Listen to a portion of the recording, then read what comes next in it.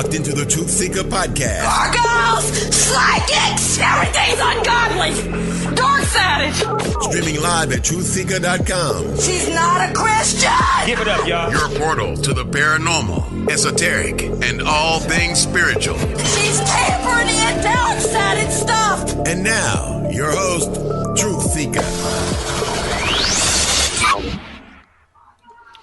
Ladies and gentlemen, boys and girls, what's up? I'm your host, Truth Seeker. This is the Truth Seeker podcast. Excited, delighted to be with you guys on this impromptu episode. We're doing this on a Tuesday night, 7:41 Central Time. Good episode plan. I'm ready to get into this discussion. But first, I can't go any further until I say a huge thank you to everybody who is supporting my work via Patreon. Could not do this without the help. So again, thank you guys from the bottom of my heart for believing in my work, believing in my music and in the podcast and everything that I bring to the table. And you guys are helping me create community and create this stuff. So again, thank you. Special shout out to some of the latest patrons within the last week or two. Shout out to Beverly McLee. Thank you, Beverly, for coming on. Toby Melicon. I butcher these names. I'm sorry. Charlene Duckworth. Hey, friend. How are you? Shayna. And yeah, thank you guys for coming on, believing in my work. You guys are awesome. So if you want to support my work, please head on over to patreon.com/Truth Seeker. There you get access to my entire discography of work. You get access to our Thursday night School of the Mystics, our Discord community, a whole bunch of really cool stuff. I'm working on an EP right now, which is called the ESP EP. Each song is inspired and influenced by one of the six senses. Getting into ESP, clairsentience, clairvoyance, claircognitives, clairaudience. So I've got a couple of those songs which are already available. If you go to patreon.com/Truth Seeker, you can get access to those right now. So without further ado, I'm going to go ahead and bring on my guest for the evening, Dr. Louis Turi. My friend, how are you? I'm doing just fine. Thank you very much for having me on your show, my friend. Appreciate it. Oh, man. Well, yeah. Again, thank you for coming on and hang out with me, spend some time with me. A lot to talk about. You're a very active individual, getting knowledge, information, and truth out there. Always interesting topics that you cover. Unapologetic, not afraid to speak the truth, even though it may be contrary to popular opinion, popular belief. The truth is the truth, and at the end of the day, the truth will fight for itself. You've been on Coast to Coast AM several times and a bunch of other really big podcasting platforms. So thank you for gracing my audience and the Truth Seeker podcast for coming on and hanging out with me. Appreciate that. Again, you're surely welcome, my friend. And as far as the truth is concerned, the undiluted truth is never intended to please anybody. So I'll be here to offer you some of that truth. All right. Okay. So, before we really get into that, the truth is not here to please anybody. It offends people, but there are some people that kind of go out of their way to offend people. And I think I may be on kind of the backside of that. I kind of go out of my way a little bit now not to offend people, only because I've done the former first. I've been on this tirade of my truth is the truth, and especially coming from religion and dogma. Where does the balance there go? You just present it and just let the chips fall where they may? Well, you know what? Like you said, you cannot hide the truth. It's pretty much like trying to hide the sun or the stars. Sooner or later, they're going to come back and, kick your butt. You might as well just express yourself as honestly as you can and deliver the truth. That's what I do. And you do a good job at that. You got some really great stories that I want to get into. I've listened to your story on a couple of different podcasts, and there's little questions that I pulled out of there. Well, I'm going to ask him about this. I want to go into detail about that. But I guess for starters, for people who aren't familiar with your work, kind of give a little bit of background of who you are and what you bring to the table. Obviously, I'm French. You detect that through my heavy French accent. I've been in the States. In fact, I left France. I was 22 years old. That was in 1972, so a long time ago. And I was born and raised in the south of France, in Provence, where the great Nostradamus was born. Had nothing to do with him, apart from that I had some experiences that led me into mastering a 16th century divine astrology methodology, which allowed me to make unarguable predictions. And again, with your permission, later on, I'll give you some dates so that you can check on my claims. Yeah, that's one thing I wanted to talk about too. You're really seasoned in astrology, right? And you play a lot of, you know what I'm saying, what you do off of the stars, correct? That's correct. But for the lack of words, I have to advertise myself as a psychic, where actually I use a software, pretty much the same type of software that NASA uses to send a shuttle out there. However, I'm pretty aware that the stars are a little bit more than dead rock hanging out there for the sake of beauty. So this software allows me to plot the planet movement, and as I understand the cosmic code jurisdictions, or pretty much how God speaks to his children, I translate the signs by working like Nostradamus used to do, by offering quatrains and keywords. Again, unlike the great prophet, I don't have to fear the French Inquisition. Lose my head. So yeah. You have to use a lot of code words, like a John the Revelator in the Bible, right? Writing this book of code, you know? Exactly. Even though that some people would love to see me frying on the steak nowadays, ridiculous in 2019. But again, I am a scientist, a very different type of scientist, and the fact is my predictions are so accurate. But I'm not saying this in an egocentric point of view. That he brought the FBI in my house twice. 4 FBI agents came in my house wondering how the hell I knew when terrorist attack were going to occur. And I told them, not only do I do this, but I also give exact date for earthquakes above 6.0. So they were very, very, interested, mesmerized. However, all the investigation they did on my case started with my green card, with my papers, with my police record, which I'm clear as a whistle. I didn't have a parking ticket. But they never really honor the word science and investigate where I'm coming from so that we could save some lives. Pretty much the same with the scientific community, which would rather be caught dead than to dwell with an astrologer. So we are.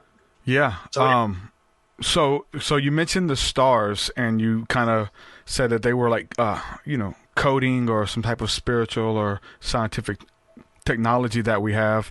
I come from, more of a biblical framework of studying the prophets in the Bible, and the word prophet breaks down to the word seer. There were seers in the Bible, and those seers were stargazers, and they understood how to read the stars, and they knew the seasons and the times, and those seasons are very interesting, especially when it comes to being a psychic or just being able to deal with astrology, because as we change into different seasons, just like in the supernatural, we move into different seasons in one's life as well, right? To be able to do something, to be able to start a new venture, and there's certain times that are just right for us.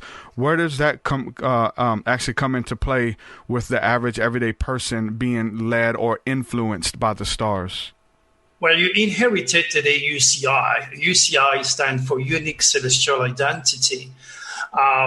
And you were born with sins and gifts, so to speak. It's pretty much like you're not going to teach Mozart or Beethoven how to play piano at the age of 10 years old. They were musical geniuses. Or you're not going to teach, for example, Michael Jackson to sing and dance. You got to have a gift. And that's coming from your unique celestial identity at a very precise moment that you enter this dense physical world. You inherited this set of stars. But this is kind of it's not complicated, but you need to understand the basics. You cannot be born unless you die.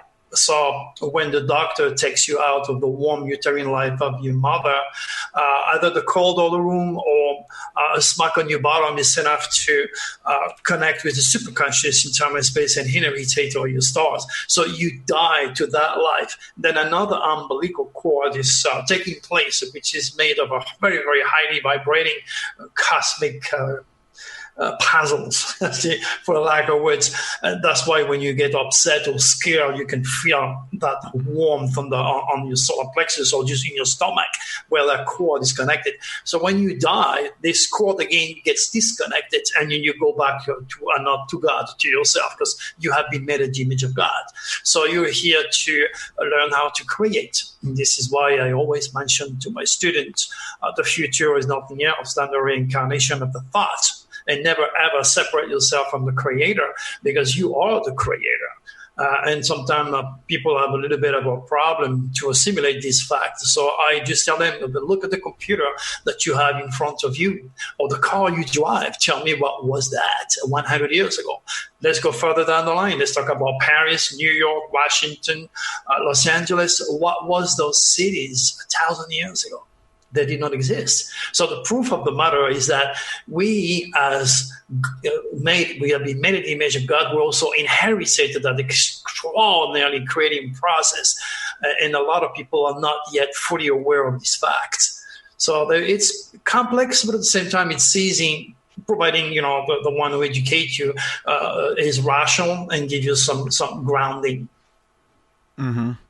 That's interesting. I mean, there's a lot of texts that go back to what the stars are, how they guide us, and those type of things. And so, I'm really interested in it. And I understand. I've been on this study of seasons in the Bible, about how God has a way of turning the seasons and not being moved. And it talks about the wind not being shaken by the winds. And so even these cosmic winds that are going on above our heads in the heavenlies, it's as above, so below, as within, so without, on earth as it is in heaven. It's taking place within us as well. Where does it come to the, do you have any information on the esoteric anatomy of man, of how we're like a mirror image of the heavens as well, and the solar system is within our bodies as well? Well, first of all, as far as the biblical terms are concerned, it's important to understand that Jesus' initial ministry was cosmic in nature. That's why he wanted to introduce humanity to our Father in the heavens, so to speak. And of course, his ministry involved 12 apostles, which are represented by the 12 hours of the day, the 12 months of the year, the 12 sins, the 12 Turi, the 12 tribes of Israel, the 12 notes of music. So you're talking about something that the Vatican has kept buried under the 175 miles of secret library. And people like me who were gifted during those days used to end up on the fire, because those people, greedy people, I may add, are reptilians infected, and they do not want to pass on the information which they control. They are organized, they are wealthy, and it's not in their interest to teach you that. And again, this is why, of course, and you can go to drturi.com and look on my website, every single popes were enthroned under the sign of Leo, and every single pope were taught astrology by the Vatican Council.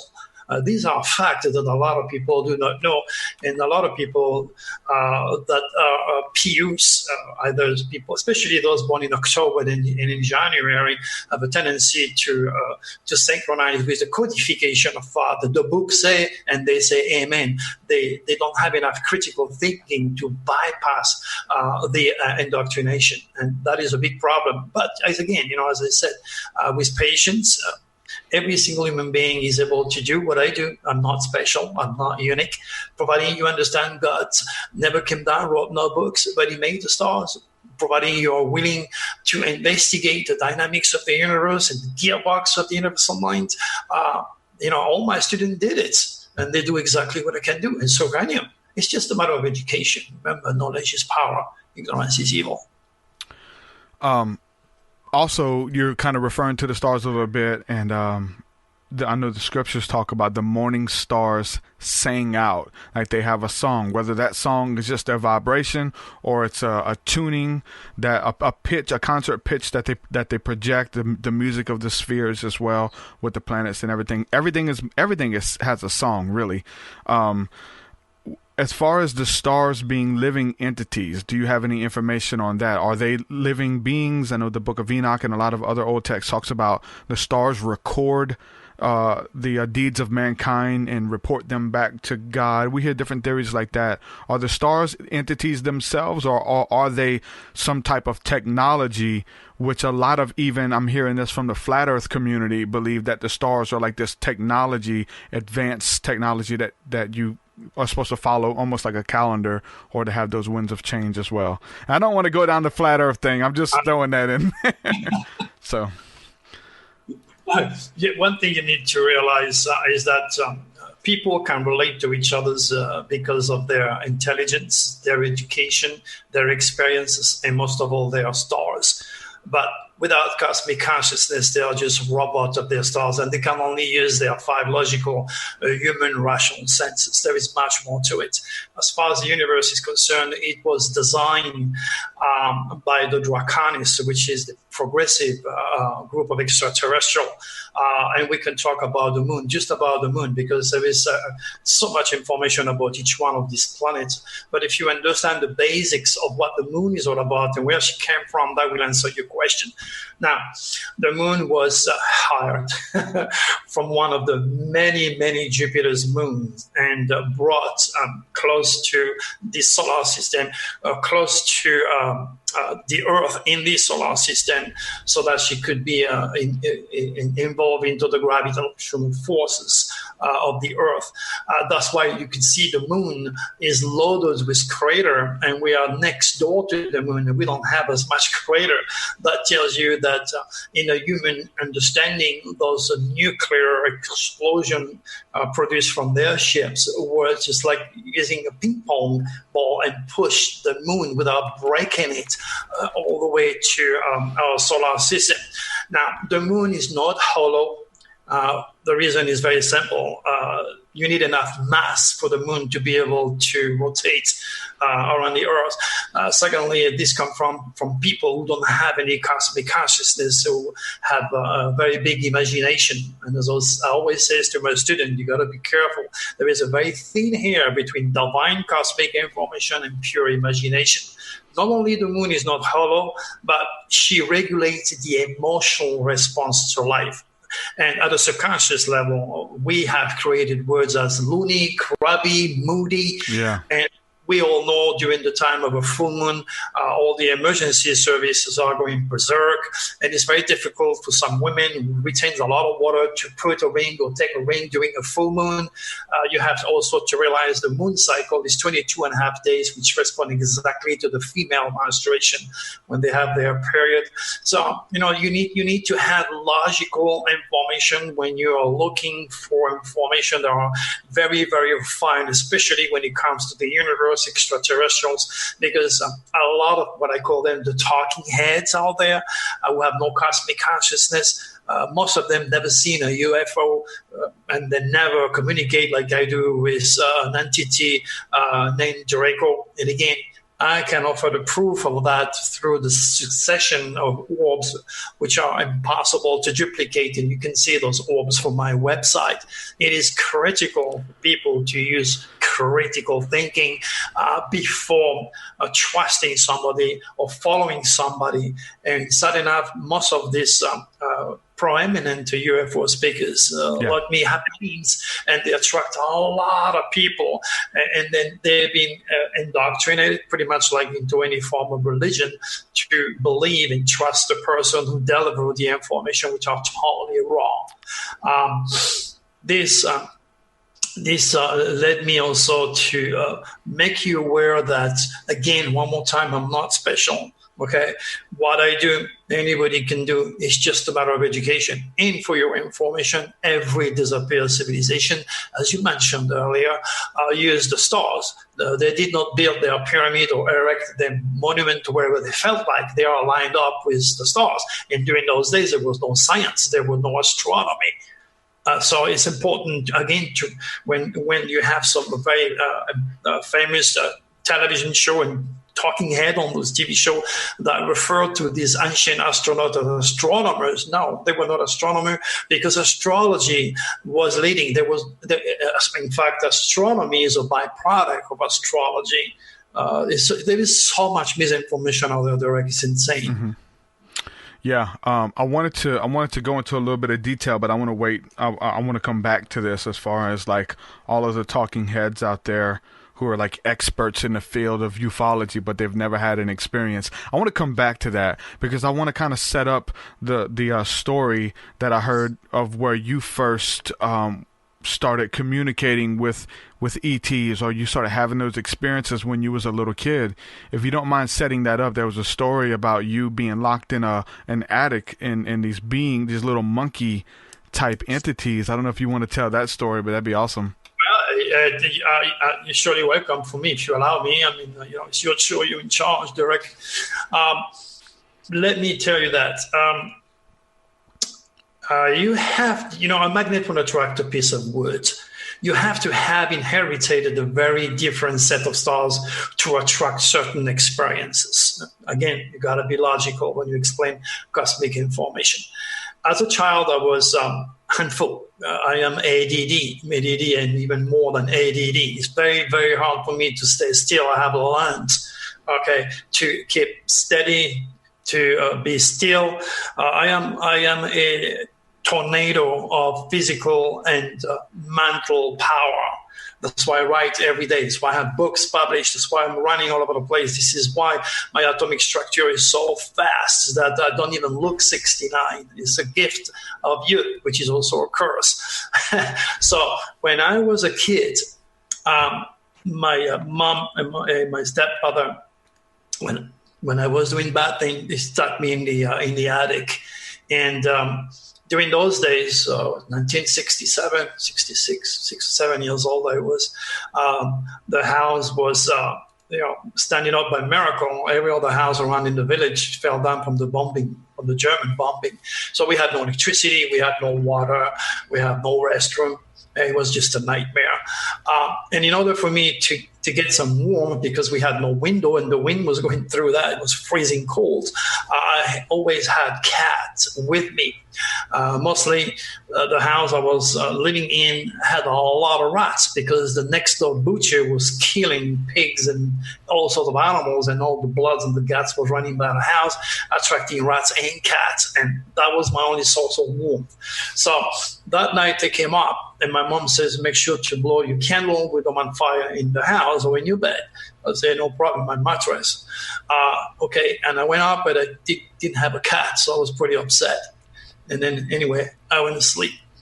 And in the middle of the night, 4 or 5 in the morning, I don't know, I felt something on my foot and I kicked it. I thought it was a cat. And I thought, I hope he doesn't have a rat, because it was kind of normal for me to wake up with rats next to me because they had their dinner in my bed and then they slept with me.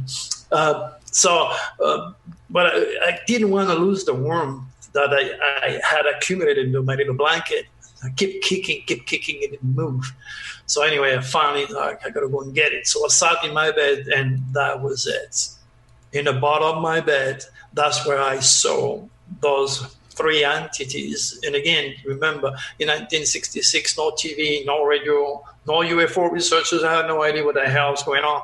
The only thing is that I used to say to my mom, small monkey with big eyes. That's the only thing that could remotely represent what a gray was. I had no idea what was a gray, anything. So when I saw that, I freaked out, and I go hard pretty fast too. And I hid it away, and I waited, hoping, to see if these things were gone or not. So I just peeped out of the blanket and looked, and one of them was like 2 inches from my face. I just passed out. I got so scared, just passed out. The next morning, I woke up and I screamed my head off and tried to get out of that attic so fast. My mom came up and said, what the hell is going on with you? Little monkey, big eyes. I was just freaking out. There was a total panic. Then, of course, my parents thought I was making it up because I wanted to be with my brothers and sisters in the bottom. So I was punished for 2 or 3 nights. 2 or 3 nights I had to go. 3 or 3 nights they were there. But the good news is each time they let me alone. I mean, they did things with me, but in the morning I was just fine. So I got used to it. And then that lasted until I left my house. I was about 14 or 15 years old. And I've been punished many, many times. So that was my first experience, Derek. It was pretty dramatic because I had no way of getting any form of information to what was going on. And to this day, I believe those guys did not do damage to me because I still have my sanity. I'm very healthy. So this group of gray must have been directed by the Draconis, which are the benevolent extraterrestrial that are supporting the human race. I call them the gardeners of this world. Very interesting. Like you said, I mean, obviously, if you're a kid, you know, you're having those encounters, you're going to be scared, right? These little entities showing up in your room, coming out of the darkness. That's pretty creepy. I don't care what type of entities they are. So you have that, and then you're referring back to them as being grays. And so that's the funny thing is that, like, a lot of times these people who talk about the grays, and again, most of the time it's people who have not had encounters, but they've just watched television or science fiction or whatever the case is, and they'll say the grays are the evil aliens and things like that. And then even you're mentioning the Draconians as well, and that's another name that kind of gets a bad rap to stay away from, and those are the bad guys. How did you find out that these two types of aliens or you know, races of ETs weren't necessarily all bad or all good? Or I mean, that's a good thing to explore too. Are they all benevolent, or all, you know what I'm saying, or there's some that have you know, went rogue just like humans and things like that? I understand that if you've had contact, you know that there's a higher level of vibration that they all must you know what I'm saying, adhere to. And if they go outside of that, then they're usually cast out of the group, right? I mean, that's the story of the Bible and these angels who sinned and all that kind of stuff. But to be vibrating at that level, that higher density, which I would say, I don't know about all of them, but the majority of these type of beings they're going to, you know, be bringing some type of positive messages, right? Well, you need to go back to the source again when you dwell with exploring the universe and talk about extraterrestrial. All the information I get is from Draco, which is from the constellation of Draco, or the Draconis, not to be mixed with the Draconian or the reptilians, which are the reptilians. Draco is giving me the correct names and the correct constellation. So the law is simple. There is only two forces at work: positive, negative, up and down, black and white, God, devil, yin and yang, male, female. And you as a human being are symmetrical. You have 2 eyes, 2 arms, 2 legs, 2 sides of the brain. Okay, without those two forces, there would be no life. Now, you have the reptilians or the reptilians, or whatever name you have heard, read, watched from someone. There is dozens of names that qualified the negative group of extraterrestrials. Okay, these are the reptilians. They travel through black holes. They are stationed on Pluto, which is their main base, so to speak. Okay, and again, to understand why, you have to know the values of the planet Pluto at the mystical level.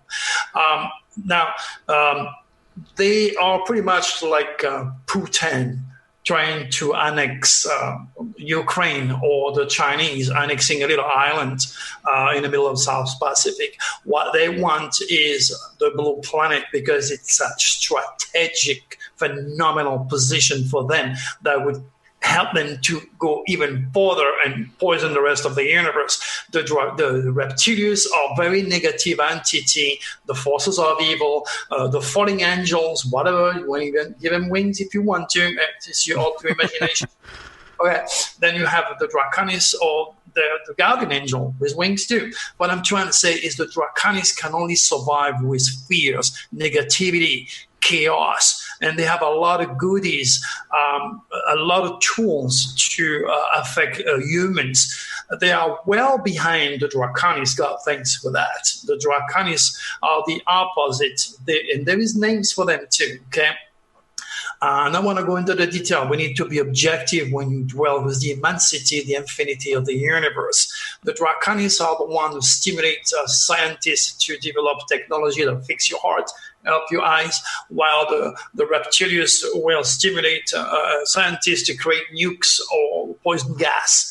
Okay, you need to understand there is the forces of the dark and the forces of the light. That's the devil and that is God. All is that and that is all. So the less you go into the detail, the more you go into the detail, the less you're going to see the forest. So this is the problem with scientists and all the skeptical and agnostic and atheist out there. They tend to look at mentally, rationally, scientifically into the tree. And doing so, they miss the entire forest. That's why it's very important when you educate people on the extraordinary power and variety of extraterrestrial and their agenda. You gotta be objective during the introduction, and that's what I'm doing in your show tonight. I mean, if you're trying to get to the bottom of the truth, if you're trying to be a truth seeker, you have to do that, right? You can't just take somebody's word and run with it. God forbid that word that you took was someone who's just a great storyteller who have never even really had any encounters, but they have a good marketing plan and a big budget behind them, like many in ufology. I mean, we're talking about ufology, but they've kind of infiltrated every market, right? They're in religion, you know, they're in every religion. So it's not to say that religion is bad. There's some beautiful people, there's some beautiful prophets and teachers in those religions, but there's people who have exalted themselves to places of power because of their persona, because of that they're well spoken, or they have a machine of money behind them. Same things kind of happen in ufology. So you have to be open-minded. You can't say, oh, aliens, so I come from the Christian background, right? And they say that all aliens, everything out there is demons trying to possess you. That can't be anything further from the truth, right? Exactly, my friend. No. You need to understand that religion is a beautiful thing, okay? However, religion also creates groups like ISIS, which are infected by the reptilians who will kill you for their caliphate. You know that too. As a rule, all religions were created by the Draconis and the reptilians. Now, but you need to understand, again, going back in time and history, that during the time of Jesus, Jesus was very much cosmic conscious. He understood our Father in the heaven and how he speaks to his children through the sign. But he takes a certain amount of mental power to be able to assimilate such a complexity involving Jesus' cosmic ministry. It's much easier to read the Ten Commandments. You need to understand, during those days, people were not exactly smart. Okay? Yeah. You need to accept the fact of what it is, because religion was a perfect job for anybody who was able to stimulate someone else to think in a positive way. We have evolved, but some people did not. They're still like 2,000 or 3,000 years ago. It is important also to understand that all religion are coming from the energy of a planet called Neptune. Okay, the Lord of Deception, illusion. On the negative side, that's the reptilians who use drugs, who will use alcohol to stimulate people so they can infect them and manipulate the gene of young mother, and creating gays and lesbian and Down syndrome and autism and all an endless amount of problems that we have are created by the reptilians, while the Draconis, on the other hand, are doing very, very different things. Without this opposite, again, being objective, you cannot have a life. They cannot have a day without a night, a man without a woman, or a God without a devil. It's just the way it is. Yeah. And both are very much an important part in our spiritual and physical development, as a matter of fact. I mean, you're like a battery. Anytime you're negative or you're fearful, you feed the reptilians. It's like unplugging yourself. As soon as you have hopes and you create a nice music, I'm a piano player. I play piano. I was a recording artist for many years. All these beautiful songs and lyrics that came into my mind, God thanks the Draconis were there to help me. Now you have different side of music that are created by the reptilians, that are getting on your nerves. They are aggressive. They are negative. They attract white races. I mean, it's an army of information out there that also involve music. How can I say that? This energy can be used both ways. Yeah.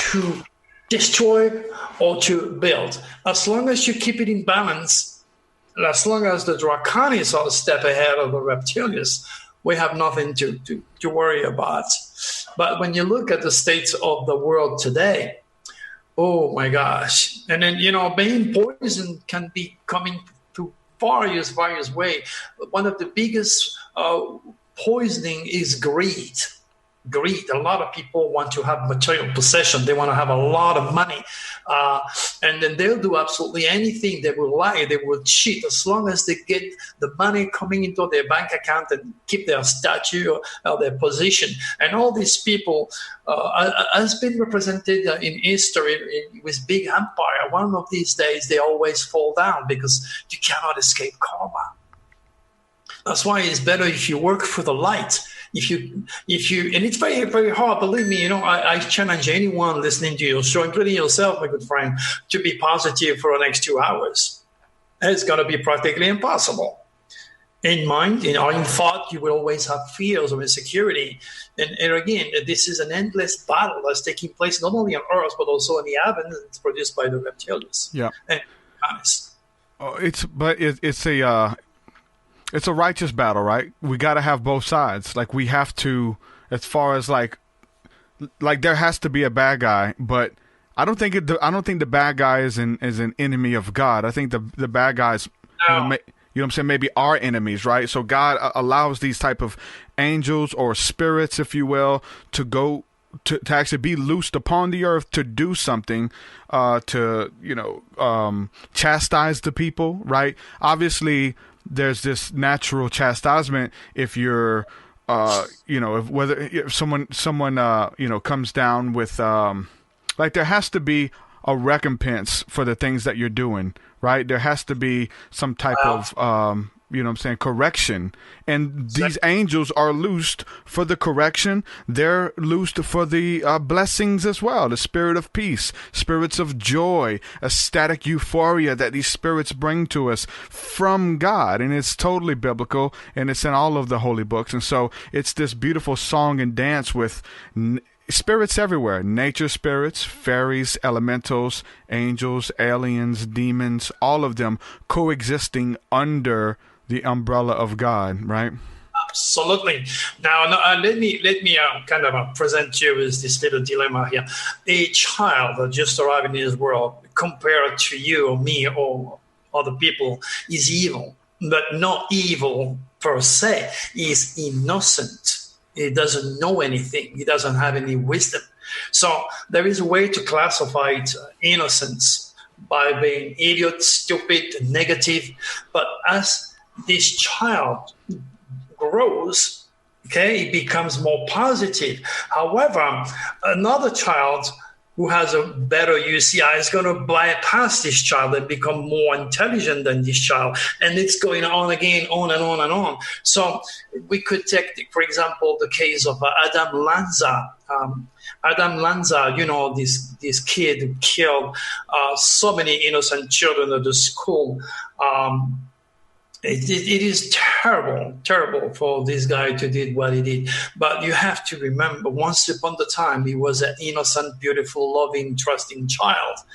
The problem is with Lanza becoming what he became is due to the U.S. Department of Education, maybe his religious parents or his atheist parents, who did not give him an opportunity to understand God's cosmic divinity and the way he was made.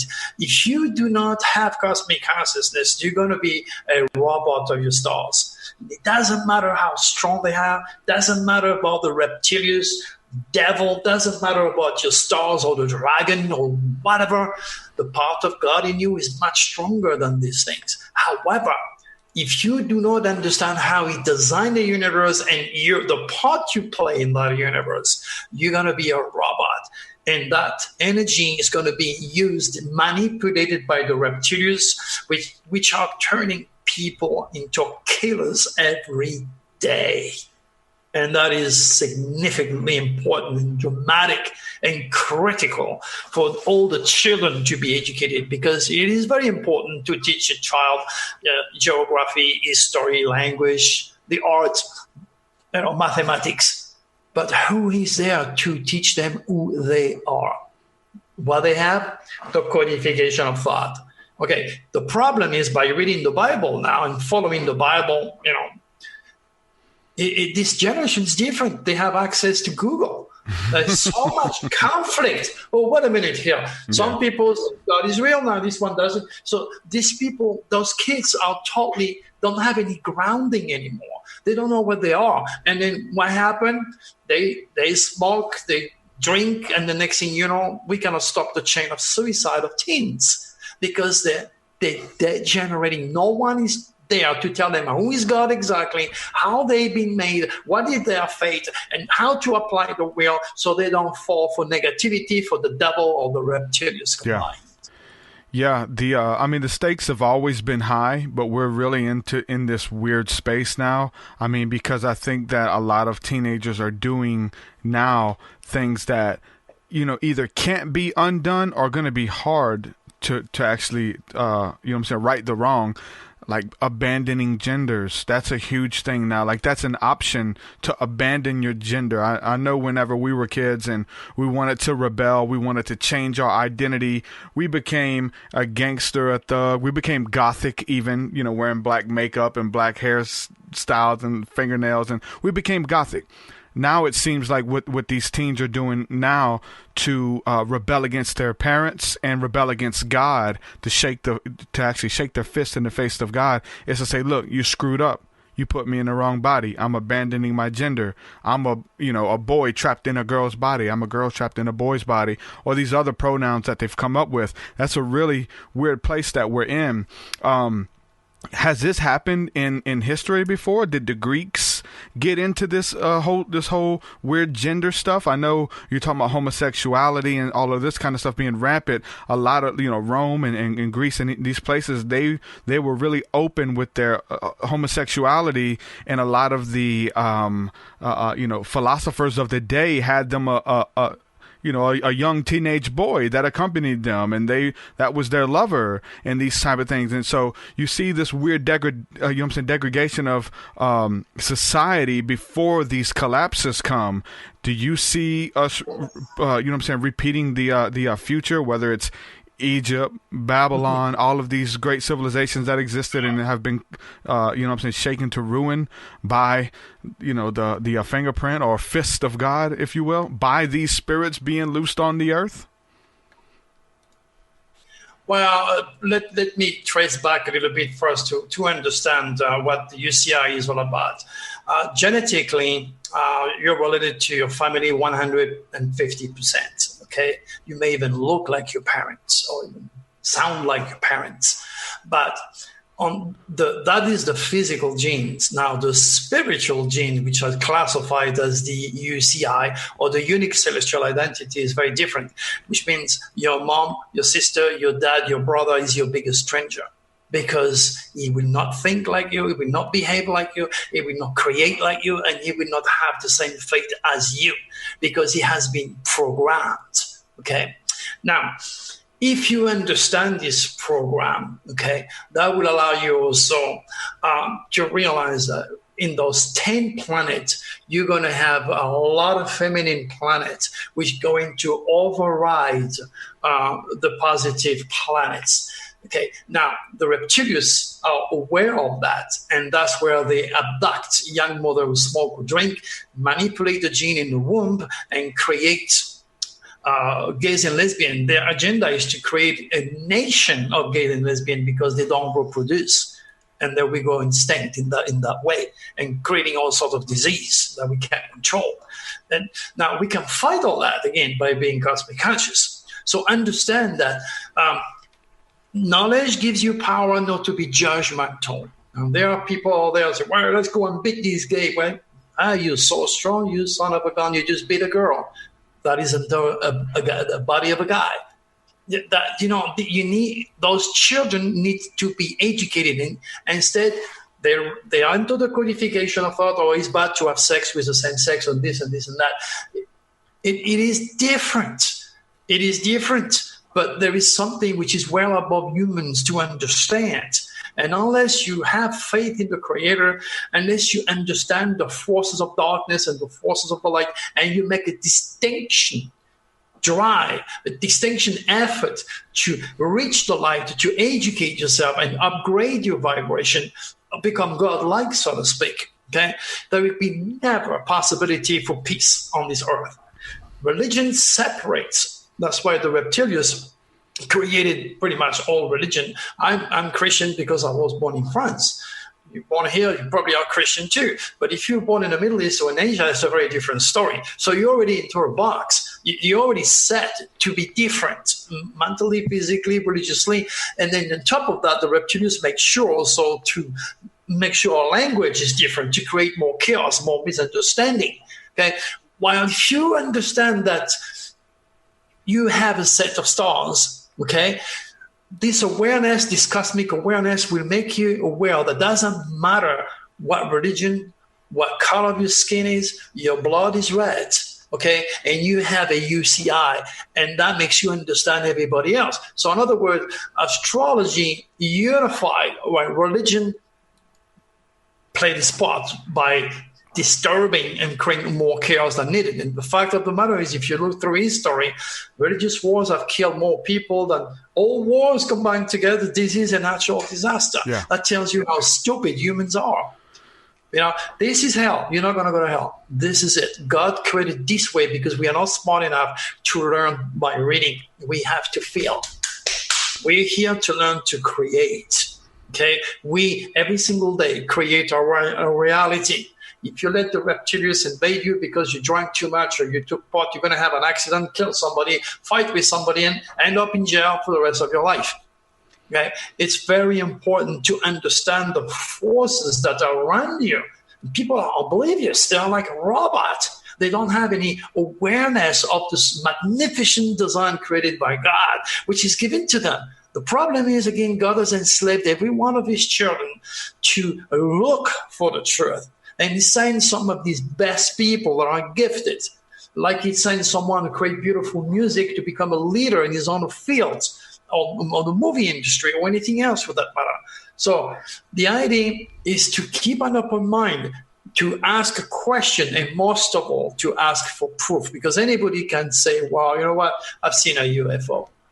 Well, no, you know, you need to ask for proof. In my case, Draco has left me with a UFO cosmic predictive legacy. I'm able to make predictions. And when you look at it, again, if you use common sense, and I may offend more people, but the fact is, Pope Francis was put as a pope by a bunch of men, and so is the Dalai Lama. Okay, these are supposed to be high, very respectable spiritual figure, the top representative of God on this earth. However, where is their extra power? Where is the gift that tell them they're being touched by the divine? A lot of people don't ask those questions. They say amen and look down. They're too afraid of bypassing the norm, so to speak. And then that's why you have people like me that piss off everybody, because I'm here speaking the truth as Draco channel through Draco, so to speak. But as I said, I put also the green where the mouse is. That's the only difference. So how would how would someone channel? Is it kind of like we've seen in Hollywood, or we've seen just a lot of these people in the spiritual New Age movement kind of get into a meditative state and then allow the spirit, whether it's to speak through your body or influence you or give you different words and impressions to speak out, because there's a lot of charlatans in that movement as well who claim to be speaking the words of so and so from another star system or whatever the case is. How would that look for you? Well, in terms of speaking of prophets, a lot of people have followed Reverend Jones or David Koresh, and you see what happened. He was a prophet of God. Now you have all sorts of cults. You have Scientology, you have the Mormons, you have Witness of Jehovah's. They are prophets of reptilians infected because they produce more and more religion and more chaos and more discord. That's the purpose. As far as channeling is concerned, first of all, you've got to have the gift. The top prophet of history, there is three that I know: Nostradamus, Edgar Cayce, Madame Blavatsky. Okay, the three of these humans have something in common. That is the head of the dragon in the sign of Pisces. Pisces is ruled and controlled by a planet called Neptune. And Neptune rules the subconscious and the superconscious. Now, to represent Neptune, which control all religion, okay, you need to understand a little bit more the power of this planet and what it regiment. Neptune regiment the Middle East. The entire Middle East is controlled by this planet. That's why the three major youngest, deadliest religions were born in the Middle East. Christians, Muslims, Jews, they're all born in the Middle East. So the entire Middle East is a Neptunian area. Now, to represent religion, subconsciously, of course, Christianity shows two fishes, right? You have one that swims upstream towards God's feet. That's the soul who look for God's cosmic divinity on the rational level or on the spiritual level. Okay, on the rational level, you produce people like Einstein, who was a Pisces, Michelangelo, who was an artist, George Washington, Dr. Turi, I'm a Pisces. Okay, these are the positive fish. Okay, and then you have the negative fish. The negative fish is the worst representation of the planet elusive, deceiving power. Neptune was poisoning. He controlled the Middle East, where all the oil is coming from, which poisoned the world, not only physically, but mentally, spiritually, through various religions. Okay, the fish going downstream represent humanity following the codification of thought, not asking any question. And it's very hard when you're Pisces because you have no faith. Your faith is based upon the reincarnation of your thought, the understanding of God's design, and the respect of all the universal law, which include, of course, a full awareness of the cosmic code. That's the real Pisces, who's been up there, is in the stars, very much close to God. Now, the other one follow one of the 875 different religions. It's easy for him to get lost. He follows the current. Imagine a salmon, how hard it is for a salmon, Derek, to swim back to his birthplace where he was born, into the stars, in that case, humans. It's very hard because he has the current that will never stop against him. And worst of all, he also has faults. He has to go against the current day and night and no rest, and then he has to take on all the faults in order to go back to his birthplace, which happens to be the stars, or what Jesus' cosmic ministry is all about, introducing humanity to our Father in the heavens. But again, that was not supposed to be, because reptilians infected nowadays turn out to be the corporate Vatican don't want you to know.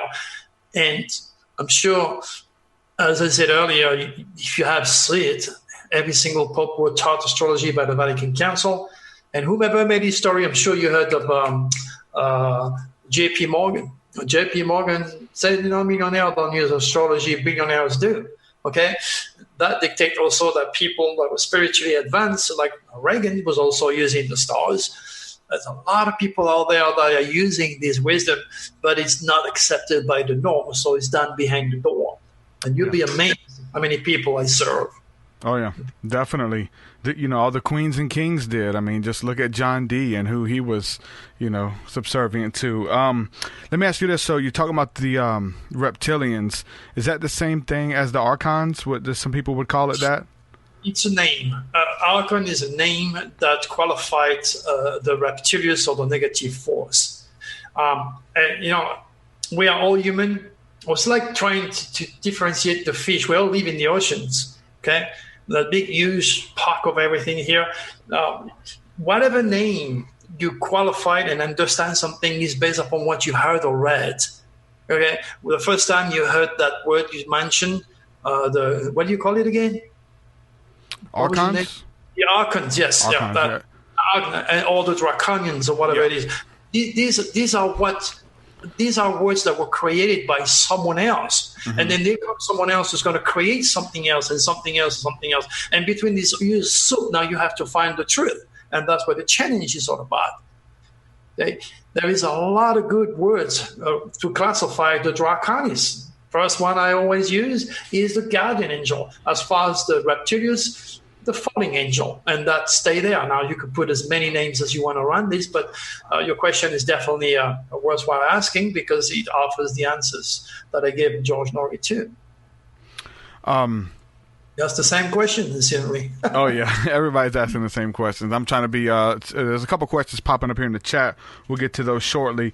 Wanted to ask you. So going back to making contact with these angelic beings, as some would call them, or extraterrestrial beings, or whatever, is that something that someone who hasn't had an experience with or had an encounter with, is that something that we can initiate on our own, and should we? Because there's a lot of fear that maybe you'll get possessed, or maybe you're contacting spirits that you don't know what they are, and you got to be careful with opening yourself up to spirit contact. Like, that's a very, you can get possessed, but when it comes to the higher vibrational beings, is that something we should attain to, or are they supposed to contact you? Are they, because when they want to say hello, they will, right? Yeah. Well, you need to be aware of some very, very important metaphysical fact here. If you do not know anything about metaphysics or the superconscious, you better stay clear. So as a rule, fear acts as a protector now. It's negative, but it acts as a protector against invasion or abduction. You understand me? Mm-hmm. All right. Now, there are days, Derek, when you're going to get up, and everything you see and touch is going to be just magic. There are other days where you had wish you stayed in bed. Yeah. That's called cosmic biorhythm. There are planets in your chart that are either resonating positively or negatively to your own planet. And there are days, I call it the cosmic biorhythm. There are days where anything you're going to do, you're going to hit the jackpot. You're going to be lucky. You're going to land on the right people. You're going to synchronicities. That's another rational way to present it, but there is much more behind synchronicity, because I did the study to know where synchronicity comes from. And there are other days where it's negative. So extraterrestrials do not come here when they feel like, as many people believe. That the proof of that, they are not immortal. The proof of that is that ship that crashed in New Mexico on July 1947. Okay? Remember that, Roswell? Yes. Okay? Scout just crashed on the Earth. That tells you that the reptilians, that was a reptilian scouts, that tells you that they are prone to make mistakes too. They stayed a little bit too long in our solar system, which does not exactly agree with antimatter. So they are used. I know a lot of times they're actually getting shot out of the sky as well by our government. Yep. Well, I wouldn't go that far. Let me finish. Let me explain something else. They are using these uranic windows in order to integrate in this dense physical world. Okay, it's like you're going to have a pass to go to a secret area. You're going to have camera watching you, and you have only a certain time to be there, and you're going to get out. Or you're going to jump into the ocean, and you're going to have a couple of balls of oxygen, so you're limited by the ball of oxygen in your back. It's the same with the reptilians. Okay, the draconians don't have to do that because they are well ahead. They do everything telepathically, mentally, psychically. Or they will do specific abduction when they need to connect with the gifted ones. So they're people, put it this way, those who have been cursed, so to speak, like me, the chosen one. So what I'm trying to say is, do not believe that extraterrestrials are going to be attracted to somebody because he has a PhD, or because he worked for the government, or because he has a notoriety, he has established notoriety. They don't care. They're only looking for that specific energy. If you vibrate at a very specific cosmic energy, you're like a beacon to them. Oh, this one has what we need. Okay, now these are the good extraterrestrial. In other words, if you're born with a UCI like me, I was born in February, which is loaded with a uranic energy, or the energy they use to enter this dense physical world, you'll be a magnet to the draconians. The reptilians is a different story. They have to integrate. They have to use those channels, those funneling, those uranic window to come here and do their nasty work. Do that make sense? Mm-hmm. Now, do not believe a second again that there are UFO bases in the middle of the earth, in a mountain somewhere, and they communicate with the government. If you want to believe it, it's because you heard it somewhere and that's all you heard. Well, I'm here to challenge you out of that and tell you what's really going on. Can you assimilate it? Can you accept it? Hey, that's me to know and you to find out. Now, when you have been drinking or eating the same stuff for years, it's very, very hard to get out of your own box. A lot of people believe this junk. They believe the moon is hollow. They believe it's a UFO base. Like they believe the government is talking with extraterrestrial, giving them technology. Whoa, wait a minute here. Okay. Now, what would you make of Space Force? Space Force? Yeah. NASA? Yeah. To me, NASA is an infected scientific corporation. Because the fact of the matter is you're never going to go on Mars physically. Never in a million years will a man ever set foot on Mars. Not only because the gigantic distance, but because it is tough. Even on the moon, you cannot stay on the moon. The moon is next door. What is the human progress that we've done since we have done so much technology advancement? We went on the moon, which is next door, and now we have a space station 200 miles above the Earth. Now, that's a long way from Mars, my friend. NASA scientists were infected by the reptilians in the 50s or the 40s to develop those nukes. And the children of those children have rent to pay, they have insurance to pay, they have college education to pay for their kids, and they don't want to work. All they want to do is to make a little robot, and they need to stimulate you. So that's why every single day they discover a new planet or a new black hole.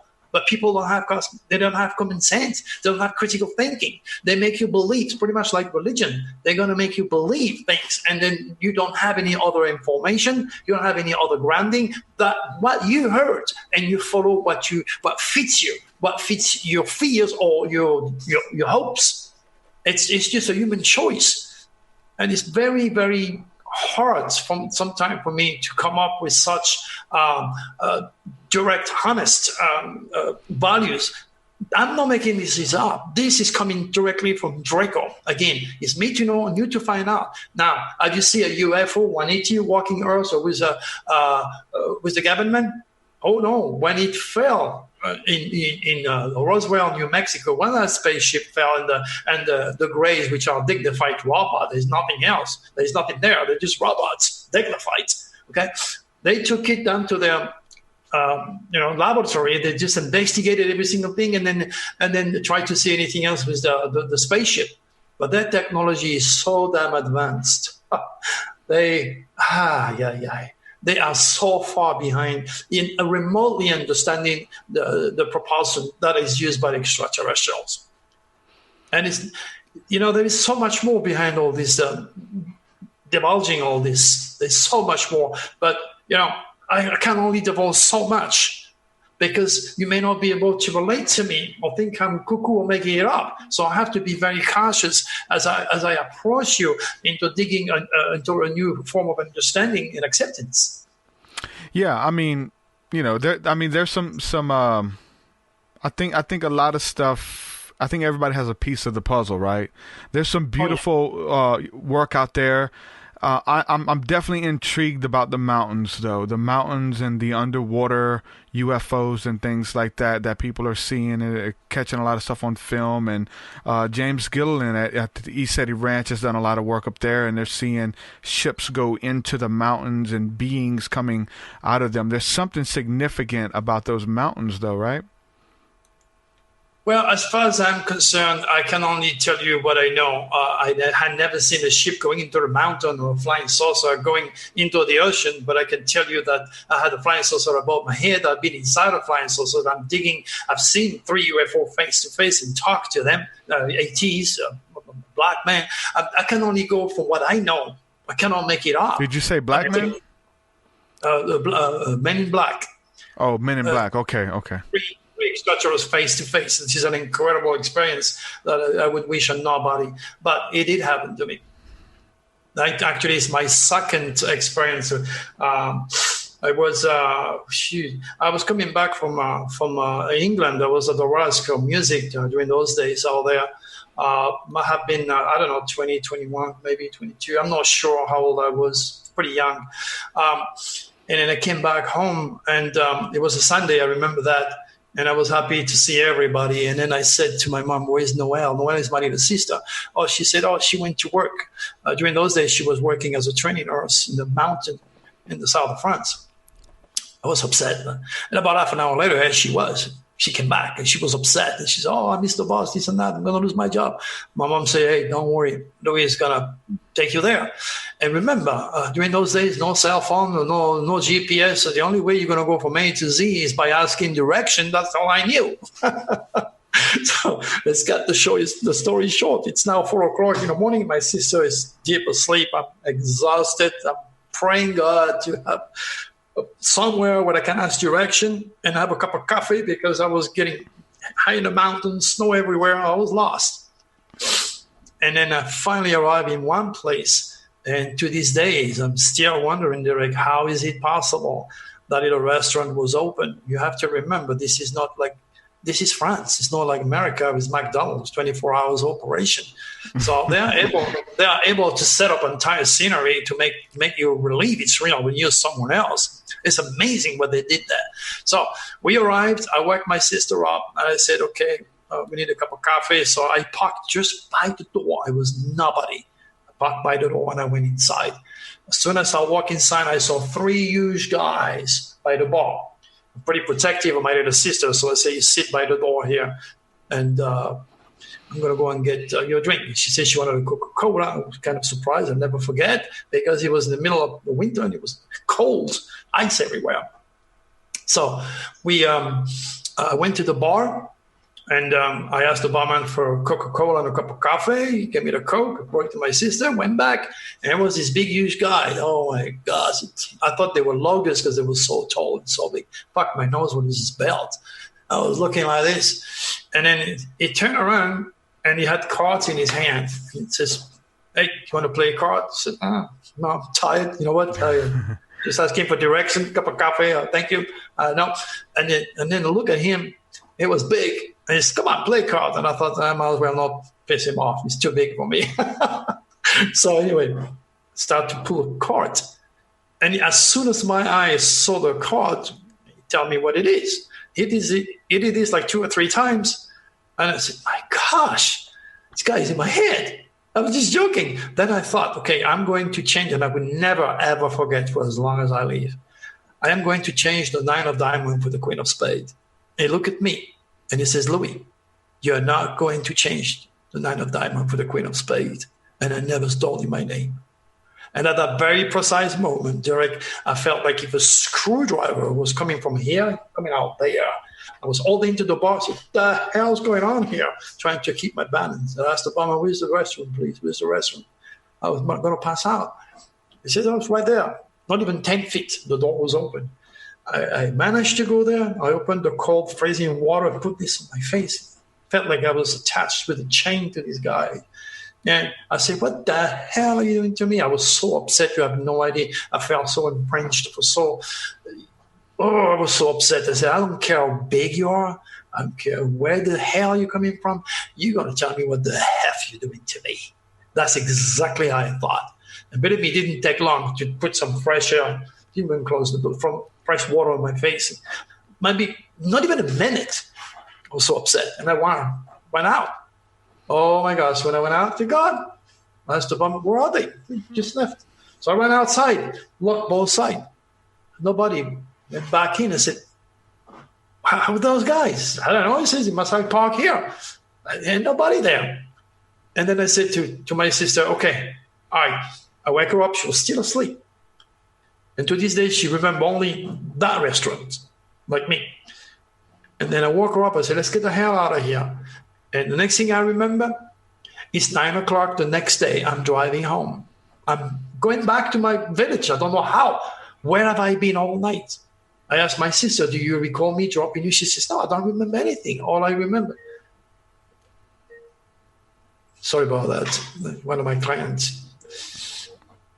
So what was worse is the headache that I had for like 2 or 3 weeks following that experience. And literally, it's just incredible, the pain that I had. And then I remember, I said, thinking myself, my gosh, what happened to me? First, this little monkeys. Now this, what's going on? I thought it was going to be over. I didn't know I was due for 3 more times. And then I left it behind, and I came back to work in England. But it was different. Something was in my head. I don't know what it is. It was weird. That's insane, man. That's a crazy encounter, crazy experience. I'm reading some of the comments here, and so a lot of this stuff they put in movies, right? These scripts, or they take the truth to make you seem like a madman. Oh, you got that from a movie, right? Star Trek, Star Wars. I mean, heck, we're talking about balancing, the good and the evil and making sure one doesn't win. I mean, that scenario goes throughout all creation, all life. You stated that. But what is it with Hollywood putting this stuff in the movies so that when we do have an encounter, there's one side of it that would make you be afraid of it. If you see a craft coming down, you'll try to run because you have seen all of the horror movies and you're going to be abducted and never taken back. So these entities are trying to make contact with you, and you run, you freak out and run and get scared and stuff like that. Where does Hollywood fit into all this? Hollywood is part of the creative principle. And you remember what I said earlier? We create our reality. We are, as we're moving into the age of Aquarius, everything is accelerating really, really fast. What Albert used to say, the quickening. We are creating our reality. We are creating the option for the extraterrestrials. We vibrate on a higher level to be able to enter this dense physical world without using any unique windows. And that's where it's become dangerous, because we are that crossing now. We have to be very careful who we inviting here. Okay, so Hollywood, anything and everything that comes out of Hollywood will become reality. Be sure of that, because we are creators. Okay, but as far as the flying saucer, my gosh, I tell you what. And I remember that's the first time I actually made a note of the date. It was November 11, 1981. Okay, and next time it happened to me was August 11. 1991. Okay, so let me go back now. I am again one of my trip back from France. I'm living in my brother's farm. I stay with him. But he has horses. The kind of mafioso guys, hotels, restaurants, ski station. Big guy, rational, practical, mafioso Scorpio guy. All right, that's half French and half Sicilian. So that's the way he delegates his life. It's his fate. It's his stars. I understand it. So when I go there, his farm is just a little, like 5 miles away from the village, so to speak. It's in the middle of nowhere, and we live upside down. When you run a discotheque, we take off every night at 10 o'clock. That's what we do. We drive about an hour, going through the vineyard to the main road and to the highway. You take us to the big city next door where his discotheque is located. So we usually arrive at the discotheque at 11 o'clock. Every single night we used to do that, and my brother during those days was driving a brand new Mercedes. That night, November 11, 1981, I'll never forget that date. I was looking on the right side in the dark, and I saw some lights, but they were moving and they were lighting in different direction. I thought it was a helicopter. Then I asked my brother, "Is there anybody working the vineyard?" Because we were driving through the vineyard. And he goes, "Oh, no, Louis, it's November, okay? It's not September. Grapes are picked up in September. In other words, shut up, And I kept driving. And then that light was still moving, and then comes the junction. And all of a sudden, his brand new Mercedes died completely in the middle of the road. And those things are very reliable. I drive them in a Benz, and it's a very reliable car. They don't die just like that. Anyway, we were both looking through the windshield. The only thing we could see is a whole lot of light, nothing else. And then I said to my brother, "I'm going to go out and I'm going to check it." And he grabbed me and says, "Are you crazy? Stay in the car, stay in the car." I see the big guy, the big scary guy. So I managed to get away from his grab, and I went outside. And I look up, still couldn't see anything. It was too bright. And all of a sudden, all the light switched off. Only a reddish, goldish light came on all the way on top of me in the car. I still couldn't see nothing. Then it took a while for my eyes to adjust. And then there it was, 30 feet above the stolen Mercedes, a huge flying saucer suspended motionless. It was making a humming noise. And when they say you go under these things and you fry, that's not true, because I was under this thing for a long time. And I was just banging the hood, excuse me, of his car, screaming every bad French word I knew. Come on, get out. Oh my gosh, a freaking UFO. Oh my God, come on. My brother didn't come out. He stayed in the car like this and he saw it. And then after a while, a light switch on again. So that proved that there was intelligence obviously out there. And most importantly, there was power lines just right there.